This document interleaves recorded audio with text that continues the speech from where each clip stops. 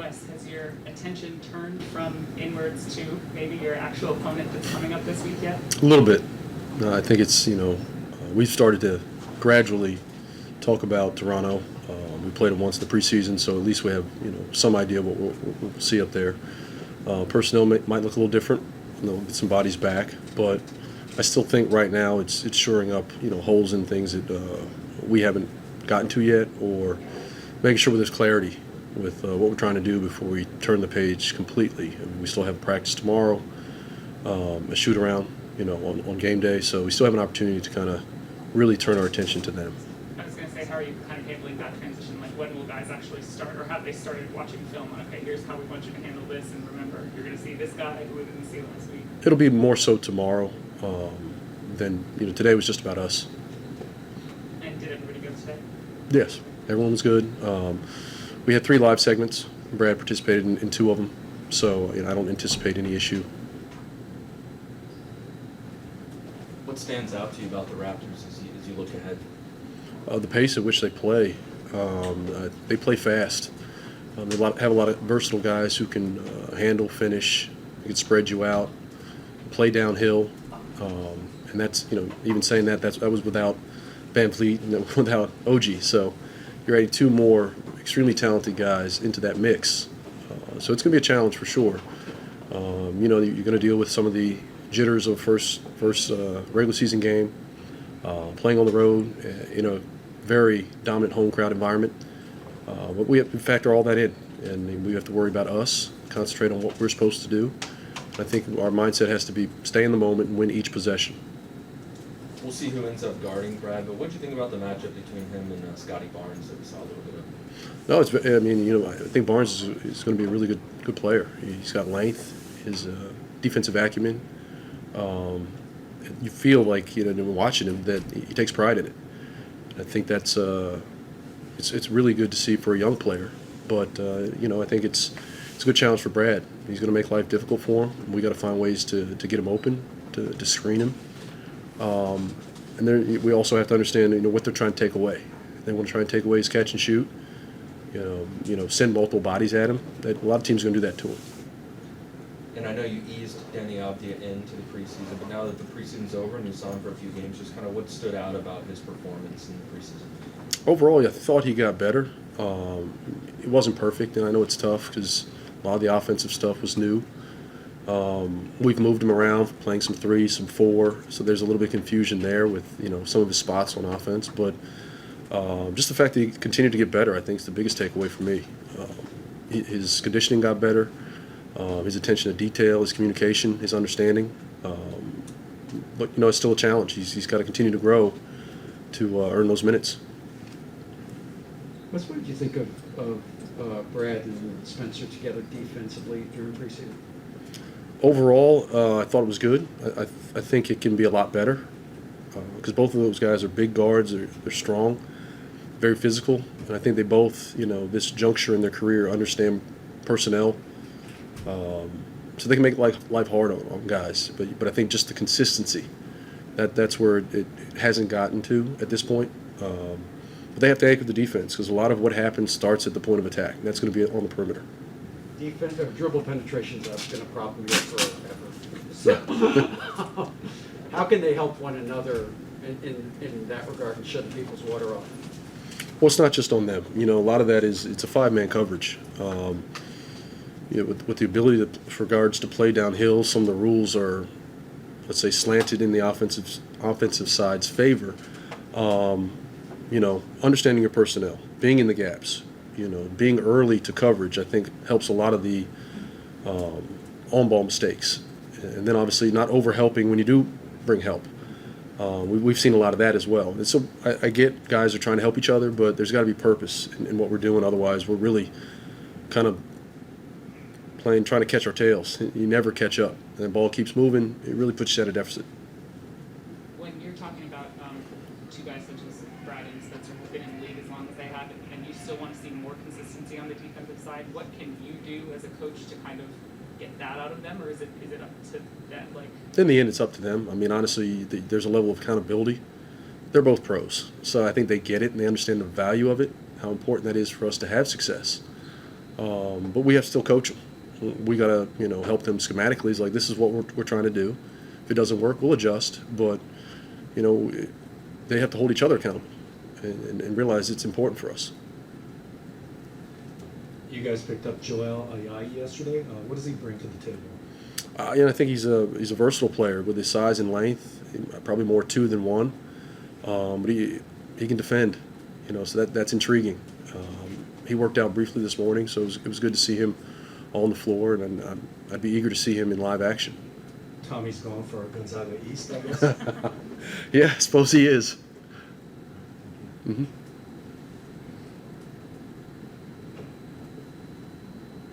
Let's switch over to Zoom. We'll start with Quinton. How you doing, Coach? I'm just watching back some of the games from preseason. I see a lot of hedge and recover defense, specifically from Daniel Gafford. How good is he at just playing that coverage well, and just what ways do you think he can improve in that manner as well moving forward throughout the season?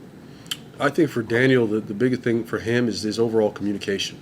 Whether he's up to touch, whether he's in a drop, whether he's switching, just the early talk. I mean, we preach, early, loud, continuous. And I think that's where sometimes he's a step behind, calls it late. Now there's contact on the screen, the small gets cracked, and that just starts the snowball effect. But getting him to understand, what is my job in this situation? Communicating that early, so now all five guys are on the same page. He's shown improvement in that area, but I think he's got to take that to another level. Thank you, Coach. Mm-hmm. Neil? Hey, Coach, obviously you played, the Raptors a few days ago in preseason. How much do you take away from that, or is it kind of a whole different ball game? I think you can take something from it. I thought they were really good defensively. That's the way they play. That's the way they've played in the last several years. They have the ability to switch. They've got versatile defenders. They're going to junk the game up, I'm sure. We've all seen them do that. So we have to be prepared for just about anything, whether it's, full court pressure, zone, trying to, take Brad out of the offense. It's all on the docket. So, a lot of things we can anticipate, but we have to be ready.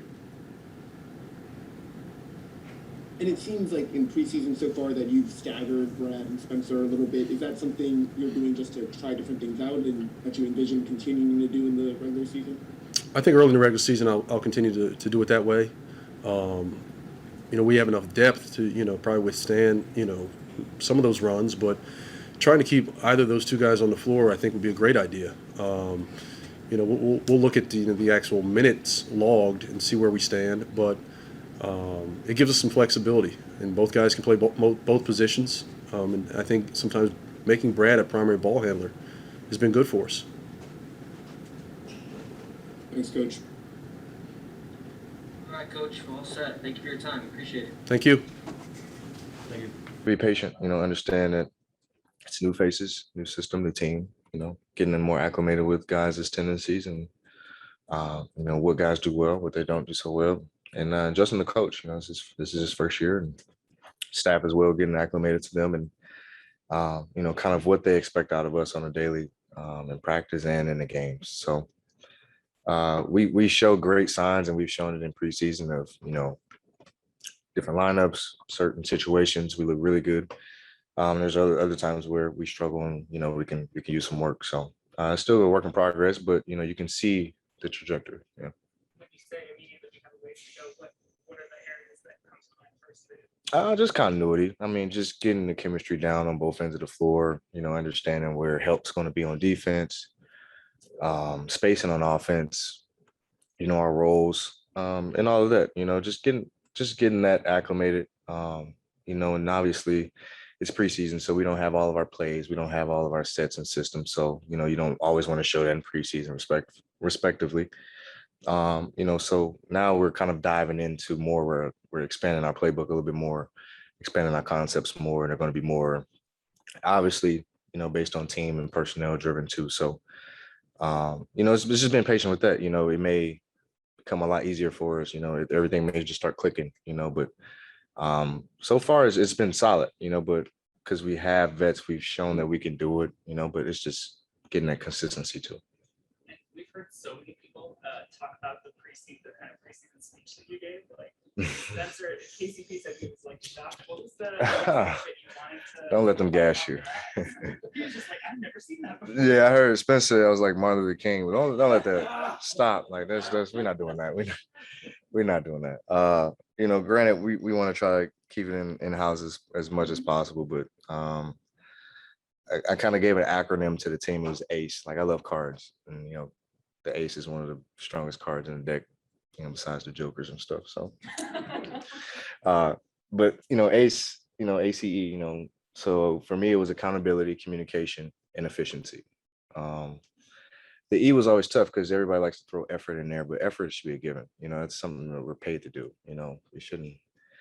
I harped on. I was like, Coach Brooks always got on our ass last year, always about effort. Like that shouldn't be a thing. Like we get paid millions of dollars to go out there and play hard, compete hard. Coach West comes out here and reemphasizes the same thing. You know, this is what we do. Enjoy it. You know, and then the other two, you know, accountability from 1 through 15. Like guys holding me accountable. You know, I'm being able to do the same thing. And then ultimately communication. You know, that's what helps you on the floor, on both ends and off the floor. You know, developing that camaraderie.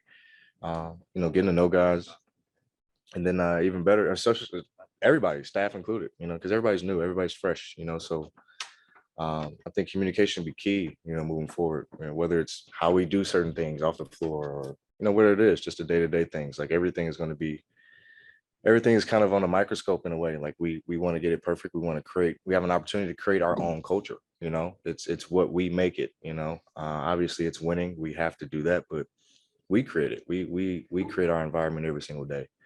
We have to live in it. So, you know, just those are my three things. I wouldn't say it was a crazy speech, but I'm appreciative of their words. Hey, Brad, it sounds like you're moving in the right direction with your knee. Mhm. Hopeful for today and all that. But how did you hurt it, and how are you feeling? If I really knew how I heard it, I would tell you. I think it happened on the play where they called me for offensive foul on Fournier. Um, we might have bumped knees. I don't necessarily remember. My adrenaline was going, so I got up, kept playing. Then when I got subbed out, he got a little sore, and I looked down. I had a fat knot on the like bottom of my patella. So I was like, oh, okay, go get it checked out, and kind of got stiff on me and swelled up a little bit in the back. And you know, trainers and I were just called it, you know, and just want to take it day by day. X-ray was negative, so it was good. And day by day, I'm like Wolverine healing wise, so I was good. So I'm back to normal now. And you guys have the Raptors up first, Mhm. and of course you played them just a few days ago. You had a lot of time being defended by Scotty Barnes. Just wondering what your impressions were. It's funny. I'm a huge fan of Scotty Barnes. Coming into the draft, watching him in high school.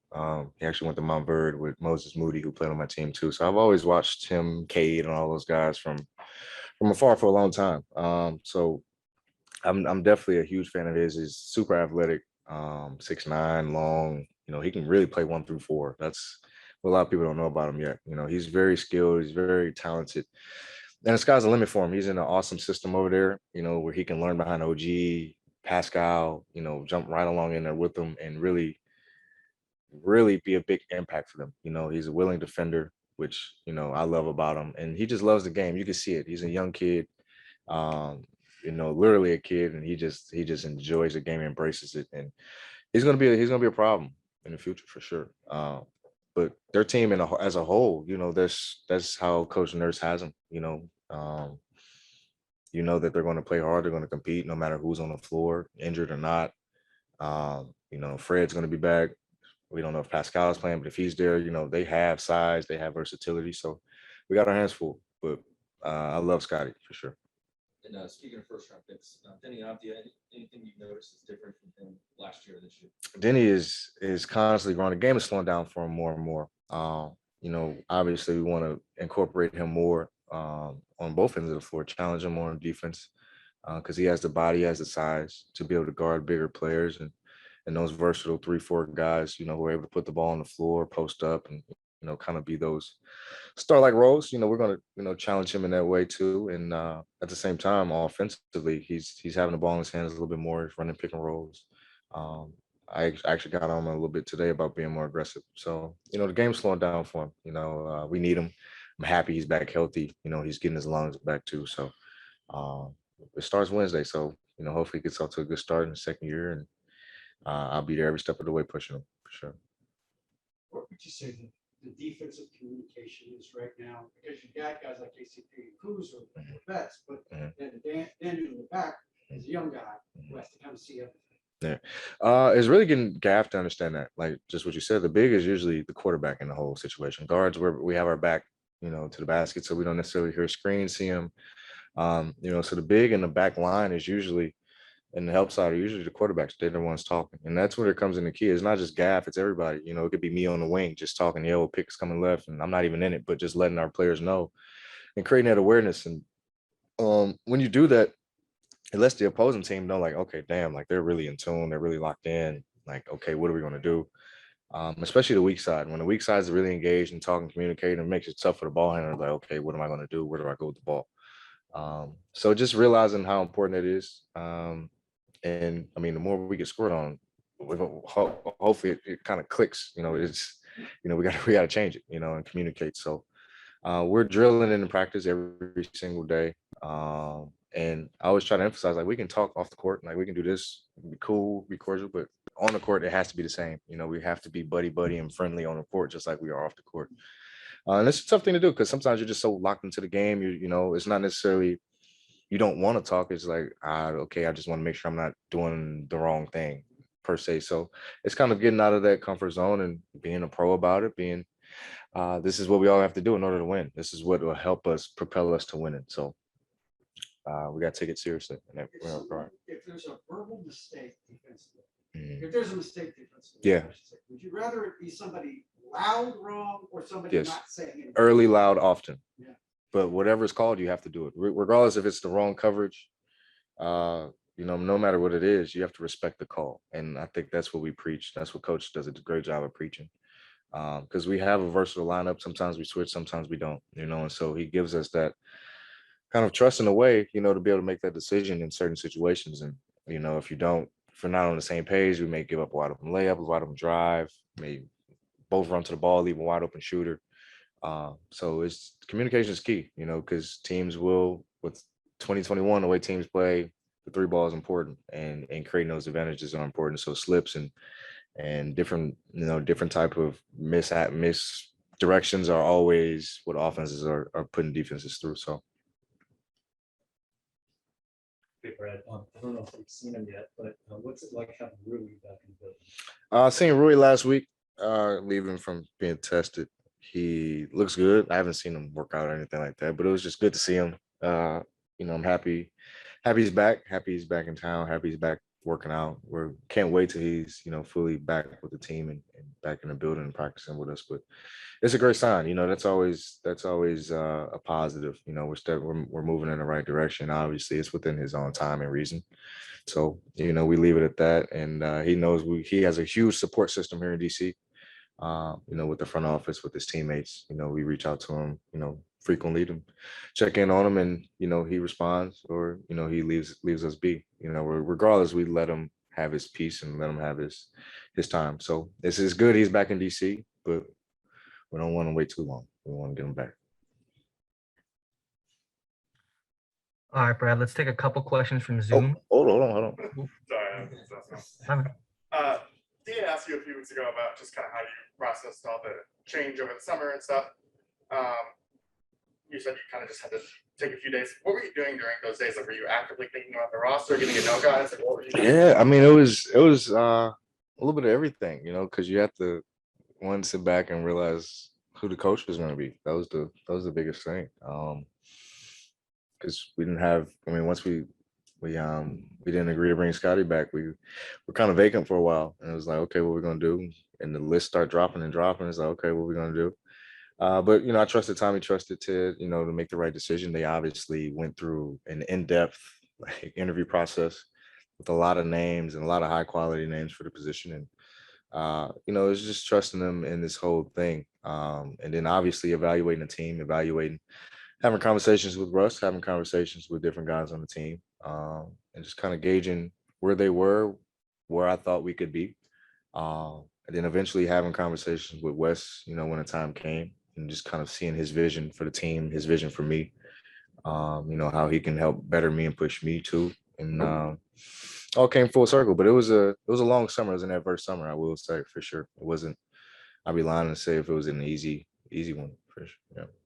Was the toughest part just the waiting, and then also you talk about patience, that helped you kind of prepare for maybe what the season has? Yeah, it was a little bit of everything because for me, I was going to be in USA when all this had happened. So it was like I could potentially be in Japan while all this is going on and free agency, and like I'm gonna be a day ahead potentially, and I don't know what's going on. So I was a little bit nervous. Like I was kind of a wreck in a way, but obviously not being able to go kind of, like I said, it was a blessing in disguise. I was able to really focus on things that I needed to this summer, and the team being one, being with my family the other. But we were able to really lock in those things and dial them down, to figure out where we are today. And but it was a process for sure. And I have a random one for you. Mhm. I signed as an NFL writer, so this is more of that Uh-oh. question. But so Aaron Rodgers over the summer, held out, and there was this conversation generated from whether quarterback should have a say, kind of like NBA players do. And Yeah. you're the face of the franchise, you have that kind of, I don't know, power, so to say. Yeah. But just what did you think of that movement, or what do you think of that play, and should quarterbacks have say over? That's a tough question to ask me because I'm very Aaron Rodgers biased. So AR is my guy. He should be the GM, but no, I'm kidding. No, I understand it. I understand from his perspective. And I think in a way they should be granted some type of input. I'm not saying that it should make every decision. I'm not saying that, this guy, let's pay him this. Like, that's not our job. That's not his job. That's why you have a GM, president, owner, governor, whatever we call them.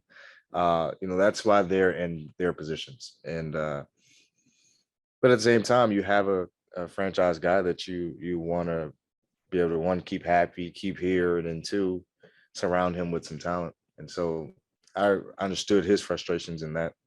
But I get it kind of both sides. Like, I get it from a business side, and the GMs, and they have a job to do. I don't get involved with other guys' money and stuff like that. So I get it if the owner's like, I don't want to go into the tax. I don't want to do this. Like, listen, I'm not writing a check. So I'd be damned if I'm sitting here telling him, what to do with his money. So, but I get it. I get it on both sides. You have a quarterback that wants to win and wants to surround himself with some unbelievable talent. And he probably sees it around the league and he's like, okay, well, I need some of that. Let me get some of that. And you get it. It's kind of a copycat league. So guys want some of the same juice and mojo. Yeah, the contracts are obviously different between the sports, but do you think it started to shift to where quarterbacks can have more of a say? I think so. Granted, everybody looks at the NBA as the example for a lot of things, and it's a lot of soldiers who've paved the way before we did, to get us to this point, and to get us to where we have some control, some say so, and some some input on the decisions we make as a league as a whole. And I think the NFL is starting to do it too. And granted, I'm not all in on that side, but you can gradually see that they want to take some type of control back. And granted, it has to be a working relationship. It's like a marriage. It's gonna be some ups and downs, but you come together for the common ground and common good. So I think more and more frequently you'll see more input from quarterbacks, but obviously those organizations hold the key. So. Mhm. I think we're good for Zoom now. Couple questions. One question, please, Christos. Hey, Brad, how are you? My man, I ain't talked to you in a long time. Christos, how you Yeah. doing, baby? I'm fine. How about you? I'm good, thank you. What do you like most about this season's Wizards, and what is the ceiling of that group from your perspective? I think we have a high ceiling. Obviously, I think when we get guys back healthy, get TB back, get Rui back in here, get them back acclimated, I think we'll be really, really good. I think obviously we want to make it to the playoffs. We want to have home court. Those are goals for us, but for everybody in the league, obviously. But I think we could be that caliber team. Obviously, we're not there yet. We still have a lot of work to put in, and We still got to develop our continuity on the floor, but we have it. You know, you can see the spurts that we do it in, and you know, certain lineups that coach decides to put out there are very successful, and we're figuring it out. You know, it's not going to be an overnight, you know, success type story. You know, we're going to grind it out for sure. Thank you. Mhm. Quentin? It's good, B. Yo, How good do you think Daniel Gafford can be defensively? I think a lot of times we talk about him as a lob threat and all the crazy stuff that he does, but defensively, what do you think his ceiling is per se, and what do you like or think he can work on moving forward this season? he's a special talent. You know, you know me, I'm always going to tell guys to, you know, go be defensive player of the year, go be on defensive team. Like, I think he has those attributes. You know, he's still young, he's still learning the game, and it's slowing down for him, but he has that athleticism and that versatility to be able to guard pretty much everybody and make it difficult, especially at the rim. You know, his rim protection is up there with some of the best in the league. You know, he's not afraid to jump, he's not afraid to get dunked on. If that happens, it happens, because he's gonna dunk on you on the other end. But he has that mentality that, you know, he wants to get the stop, he wants to get the rebound. And that's awesome to have, and that's what we need from him. And his ceiling is whatever he wants it to be, honestly, because he has the talent, and he's young, he's athletic, he's gifted, he's a willing learner. And I love that, you know, he kind of he's almost like me in a lot of ways. Nobody can criticize him more than he does himself. You know, he puts a lot of pressure on himself to do well, to be better, to get better. And especially this offseason, you can see the work that he put in, and just his development. So the sky's the limit for him for sure, Q. I think he can be one of the better defenders in our league. How special was it for you to watch that Sean Taylor number retired yesterday, and just kind of like that experience being at FedEx yesterday for that game? Oh, it was amazing. For one, it was unbelievable for the family. One, to be the third or fourth person to be retired in Washington football history. Like, that's crazy. Because I know there's a lot of great players that played through here and that probably deserve to be up there. But what he exemplified in his, you know, short career was I mean, he was a head buster. Like, that's what I call him. Like, he's out there looking to take your helmet off, and you just knew that. And the legacy he left, the impact he left on so many guys, and then so many fans, and, you know, in the stadium yesterday with the 21 jersey on, was just, it was just crazy. You know, it's gone too soon for sure. You know, he was special young talent, and you know, the city loved him, the team loved him, and it was big what the organization did for him yesterday for sure. Appreciate you. Last question to Neil. And see what happens. Hey, Brad, you've been working with Alex pregame. You know, obviously that's a different transition for you this year. How has that relationship grown for you guys, and how is he pushing you? Alex has been great. Me and Alex have had a great relationship ever since he got here. But he was never really my kind of workout guy. I do the same stuff. Like, he puts in a little mix of, you know, some stuff that he has, but I do my same workout routine before and after practice, and before games too. And he just jumps in and throws a few things in here and there. But for the most part, it's easy going. It's a smooth transition. You know, Alex is a good friend of mine, for one. Two, he's a great coach. One I respect for sure. Appreciate it. Yeah. Just what did you were obviously here past the trade deadline last season, but there's been a lot of change even since then. Mm-hmm. As you guys begin another season, what have you made of all the turnover kind of just and the way things are starting to click, or from you guys? You talking about with the team? Really just, you know, day in, day out, we come in and we work. Just working on building chemistry, working on building relationships. You know, it's a lot of new things that are here that a lot of people aren't used to. You know, it's a lot of new coaches, it's a whole nother staff. So, it takes time to get used to that, but everything is starting to click. Everything is starting to fall into place like we want it to. It's day in, day out. We just taking it one day at a time, just trying to be better as a team in general and be ready for the season. Daniel, last season, and I feel like you talked about how a lot in college, you were a big part of your focus is to kind of keep your strengths the main thing and really hone in on that. I wonder if you had, in just working on expanding your range, you worked on your shot over the season, did a lot of conditioning. Like, was there a mindset shift for you of like, oh, I can actually do a lot more if I push myself, if I allow myself to do that? Yeah, for sure. One thing that I really just locked in with was just my confidence in general. You know, just really just having the confidence that I needed to be able to withstand, NBA game and just take the shots that I want to take, that I'm comfortable with taking. The confidence was just like the main focus. Especially like, you can work on 1,000, you can work and take 1,000 shots a day. You can make those and you can dribble 1,000 times a day. You can do all other kind of drills and anything. But really confidence to me is the main key. Just going out and just know you're going to make the shot and just know, anything you take, anything like that is going to go in. That was my main focus. Really just taking the time with that. How'd you kind of get to that place? Did someone have to say to you, like, dude, if you could do this, like, you just believe, or did you get there by yourself? Really just, like I said, just taking a step back and really just focusing on like the mental aspect of it. Like I said, repetition. I always say one thing for sure is like repetition is key too. But I mean, once you come to yourself and just try to figure out the things that you need to do to be able to, take that step into the player or the character or any type of person that you want to be, it's always mental for sure.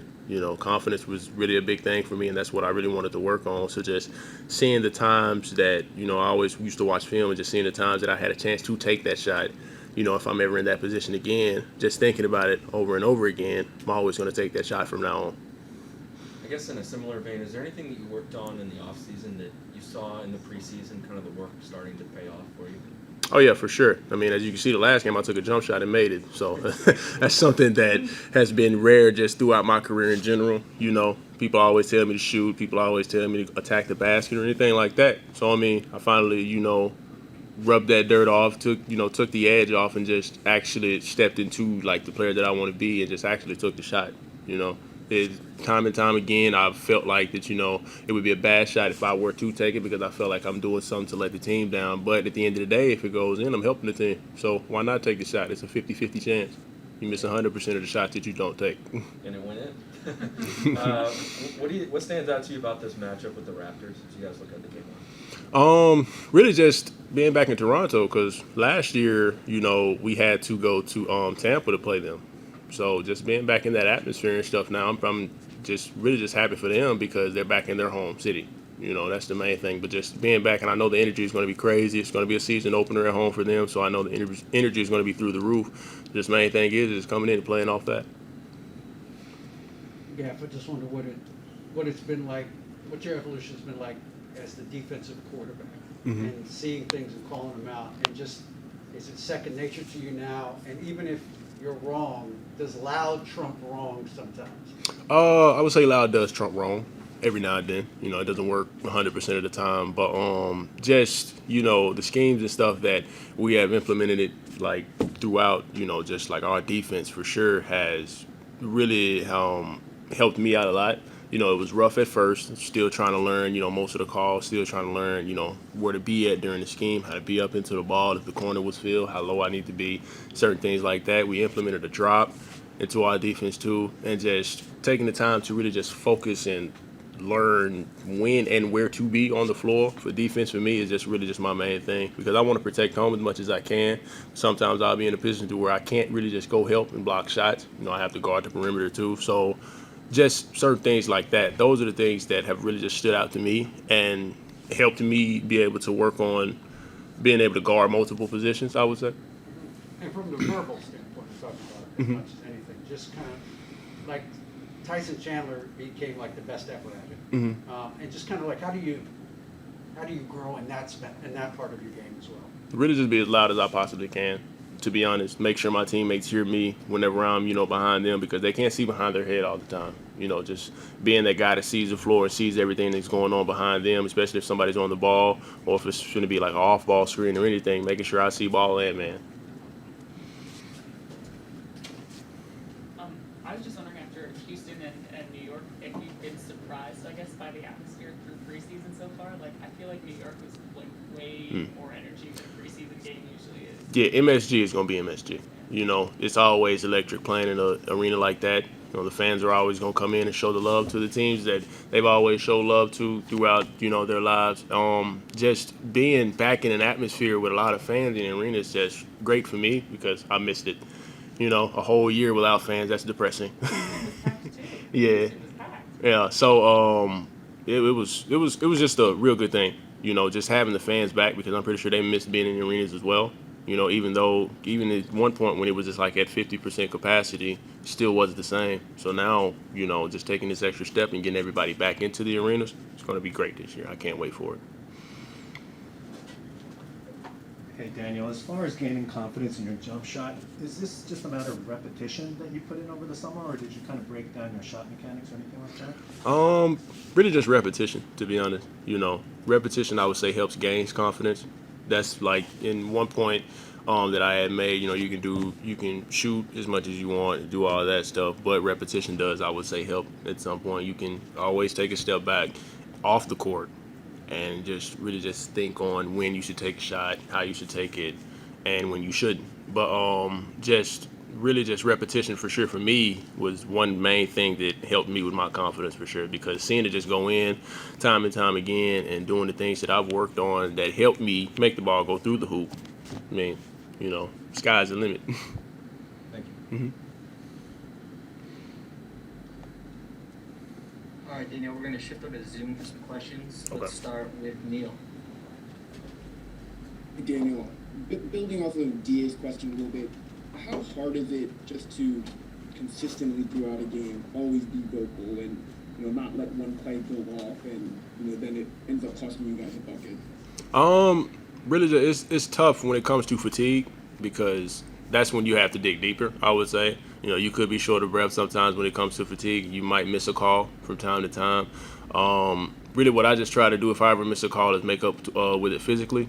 You know, if I'm out of position or anything like that, you know, either I'm going to go foul or I'm going to go block a shot. So. Mm-hmm.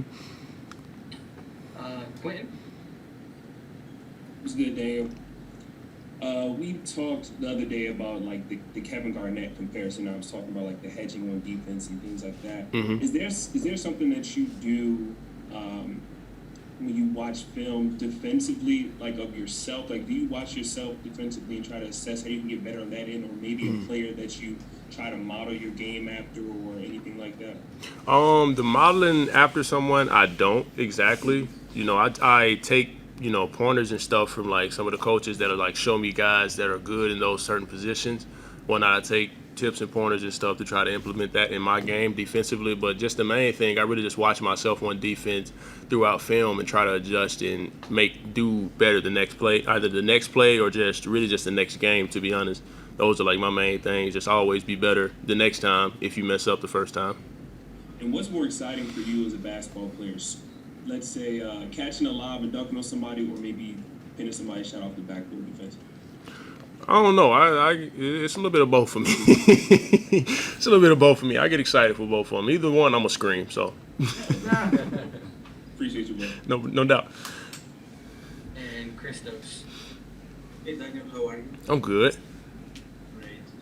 What did you learn in this training camp about the team and about your partnership with Bradley Beal this season? Really, we just have a lot of pieces with this team now. You know, there's a lot of things out on the floor that can take a lot of pressure off the main guys that are on the floor when it comes to just offense and defense in general. You know, we got a lot of vocal guys. We got a lot of tenacity. We got a lot of everything, you know. So it's going to be a real good year for us. I mean, I can't wait for it. I have a lot of faith in this team, and we're pushing to be in the same position that we were in last year. And also, for you personally, do you feel that you have anything on your shoulder, or how motivated you are for this season? Can you repeat that? How motivated you are for this season, and do you feel that you have any chip on your shoulder to play for Wizards? Yeah, for sure. Because I mean, the position that I'm in now, I mean, the sky's the limit for me, and I just want to progress as much as I can throughout the year. But with just the motivation part of it, I'm motivated that we're going to be in the same position that we were in last year. Night in, night out, we're going to come out and we're going to play hard with 100% effort and put on a show for the crowd. Thank you very much. Mm-hmm.